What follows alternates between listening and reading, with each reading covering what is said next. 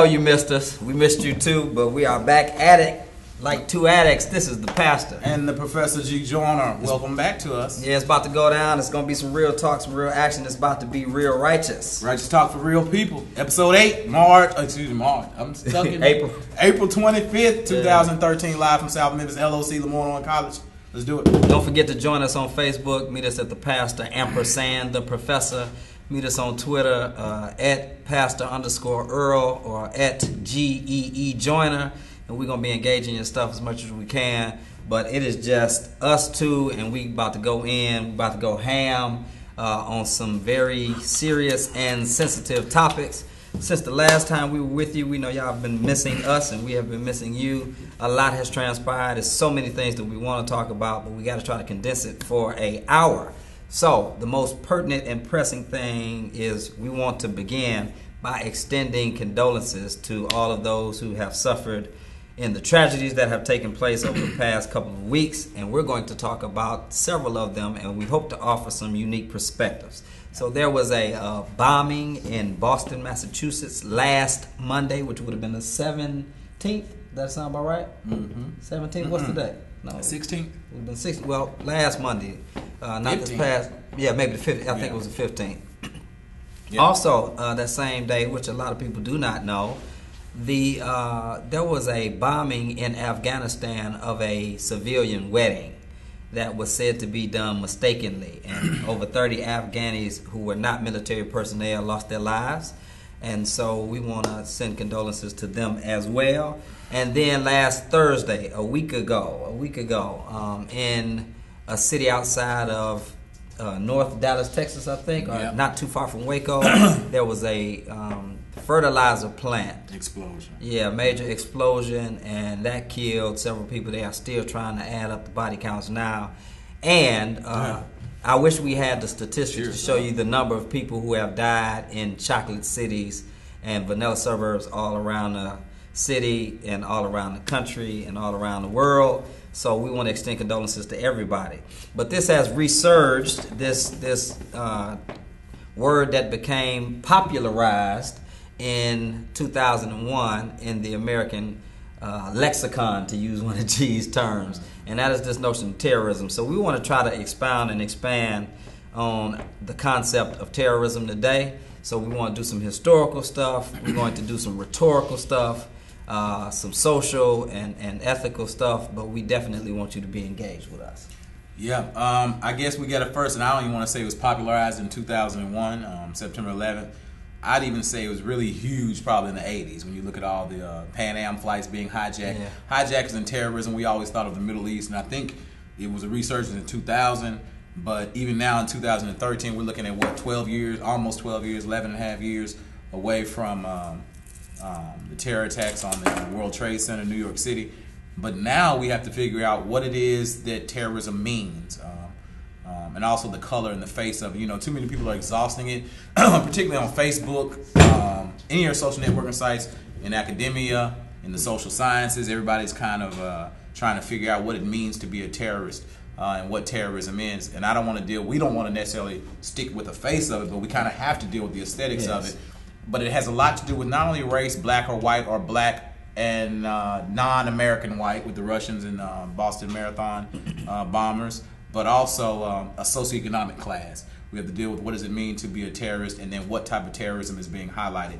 And today we got to really get down to business, because we want to juxtapose, actually we're not going to compare and contrast, put two things up to each other, but we will deal with, well, I guess we could, we'll deal with inner city terrorism, which is American terrorism, and also, which is also homegrown as far as these exchange students, or these immigrants who became, I guess, nationalized or given visas. And they did have, American, I guess the American ideological belief system and American society did have an effect on them. If you're here 7, 8, 9, 10 years, it would have to have an effect on you. So we're going to deal with homegrown terrorism, then also homegrown influence terrorism. And so hopefully you guys will check us out on Facebook or Twitter and have some pertinent and also some intellectual insight on this, because I definitely got to deal with, like you said, the Chocolate City terrorism, which is, for the most part, brown or black on brown and black crime, which is induced by the socioeconomic status, as well as, I guess you could say, the nuances of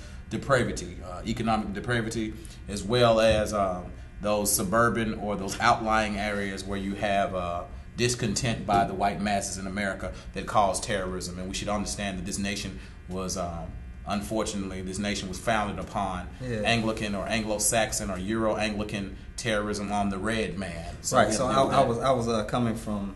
I was telling John about this earlier. I was coming from Florida on a flight, and I was about to get on a plane, and I seen. How do you afford a flight to Florida? I borrowed some money on the visa. Okay. And I was walking up, and there was an Indian brother with two very rich, and long ponytails. A Native American. Native American brother. I mean, and he had this shirt, and the shirt was about 4 or 5 Indian chiefs. Mm-hmm. Have I ever told you about this? No. So it's 4 or 5 Indian chiefs on his shirt, and the shirt says Homeland Security. Okay.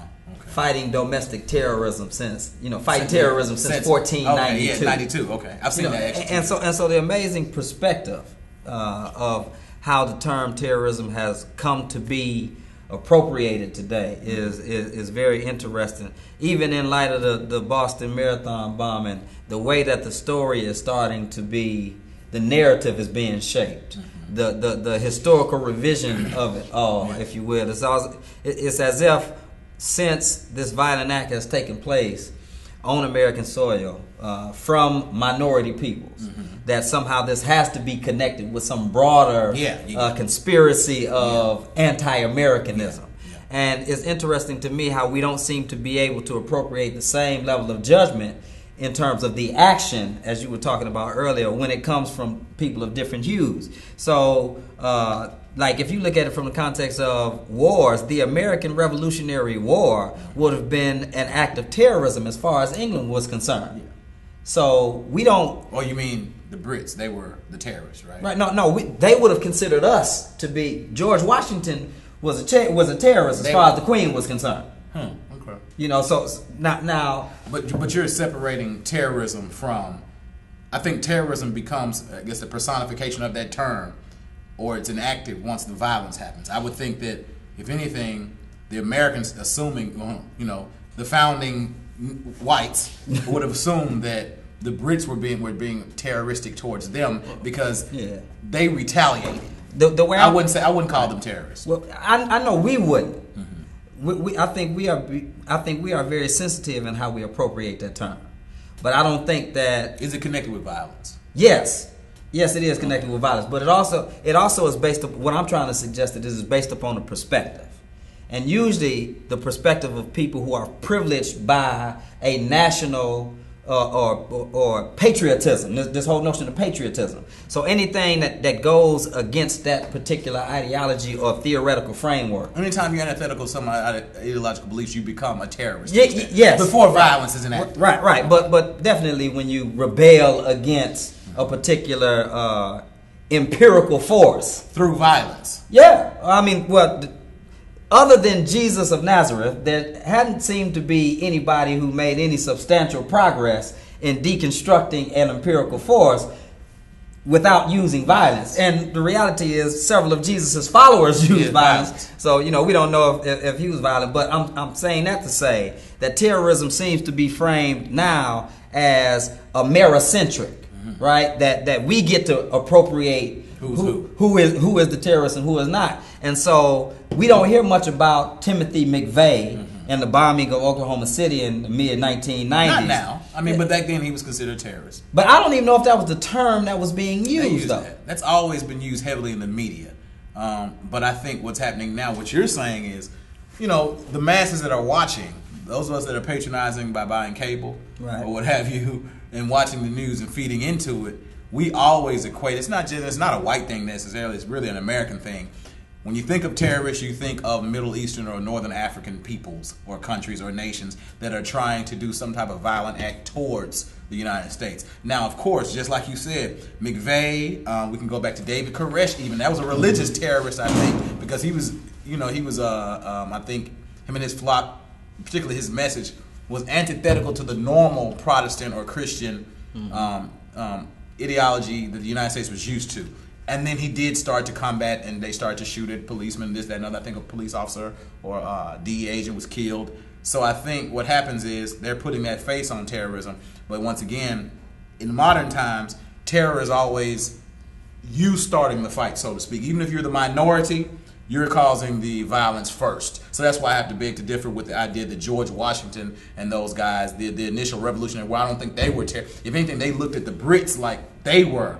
The redcoats were terrorizing them, and I think that financially the redcoats would have said the same thing to the anytime. Ideological. Yeah. That's all. I'm saying. Even when you say that the face of terrorism today is North African, Middle Eastern, that sort of thing. That's part of the that's part of the problematizing for me, is that we have come to see terrorism as connected to a particular type of ethnic group, and so nationality. Okay. Right. So now we're in the process of otherizing people who may be objecting to a particular oppressive type of ideology that exists within the larger American framework. You know what I'm saying? And think about that, we don't even really know what those two young Russian kids, even if they were, we don't even know what their gripe is. But it is being like words are being put in their mouth, thoughts are being put in their mind. Well, the one who's alive, you know, or even the one who's dead. Yeah, you know what I'm saying. This is what he thought. Speaking. Yeah, right. So look, needless to say, there's a whole lot we got to discuss with this. We're gonna try to tighten some of this up, man. We want to take your calls and your ideas and your thoughts. We're gonna take your ideas and your thoughts. Meet us on Facebook, but we coming right back. The song you heard that you're gonna hear again in between the break is Lupe Fiasco, American Terrorist. Check that out.